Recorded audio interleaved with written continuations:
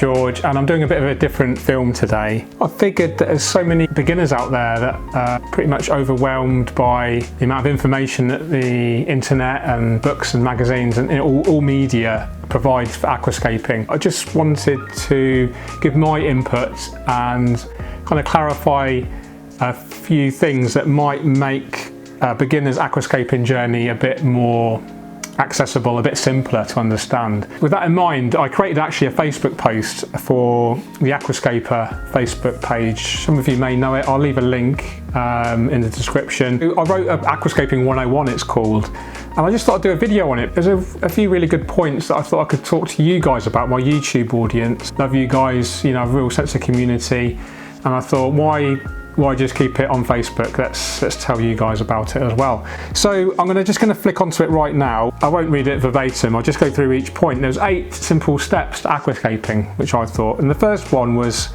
learn how to grow healthy plants with avoiding nuisance algae.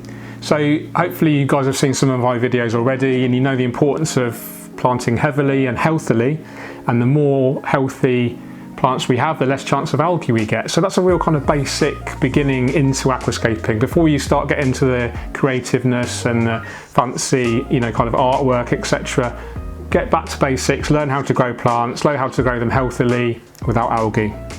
And you can move on to the next step, which is choosing your aquascape design. So there's 3 or 4 real basic layouts. So this one, for instance, is a triangular. It starts off tall over to the right and then comes down to the left like a triangle.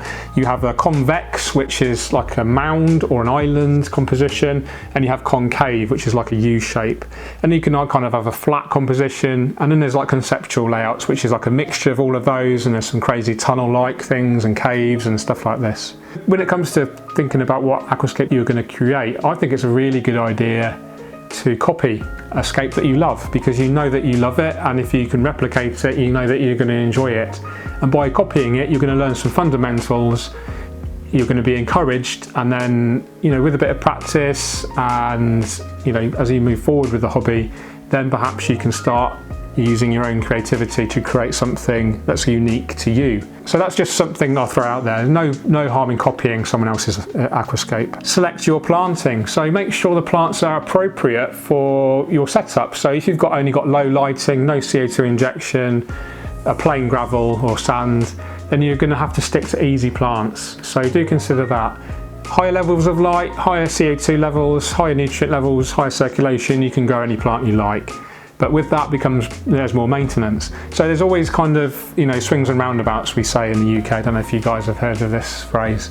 So yeah, just select the planting that's appropriate to your aquarium. So if you've got a huge aquarium, you might want to use bigger leaf plants. If you've got a nano tank, it's probably best to stick to really kind of fine textured plants, that sort of thing. Yeah, so I've just said here, consider the plant size, growth rates, colours, textures, and how those plants kind of interact with each other aesthetically. So you might not want to put 2 different species of red plant together, because it might look a bit odd and it will kind of lose out on that. They might have different textures and it might look a bit weird, or it might look great.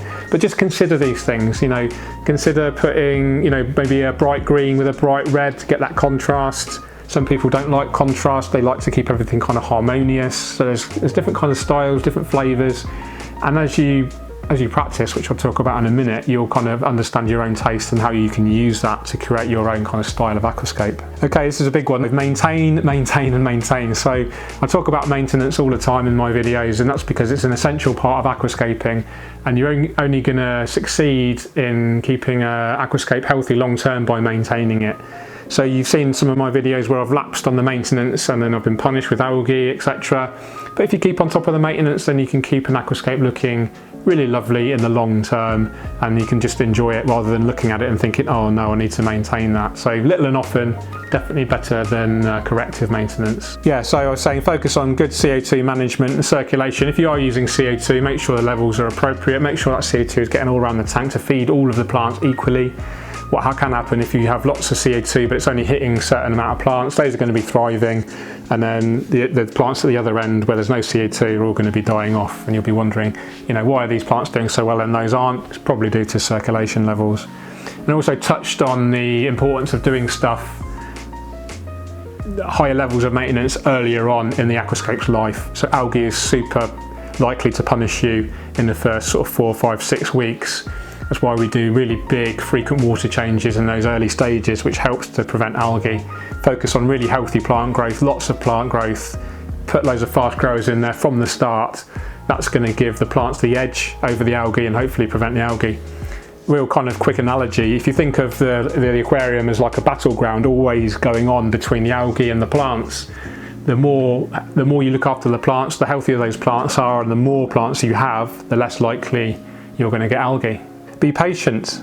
Plants take time to settle in, grow and mature. Yeah, so be patient. Aquascaping does teach you patience, hopefully. Plants do take time to grow, especially obviously slower growing plants, Anubias, Bucophalandra. So some of the Anubias and Bucophalandra in here, you know, it's 10 months old and it's just starting to look like a mature plant now, and that's taken 10 months.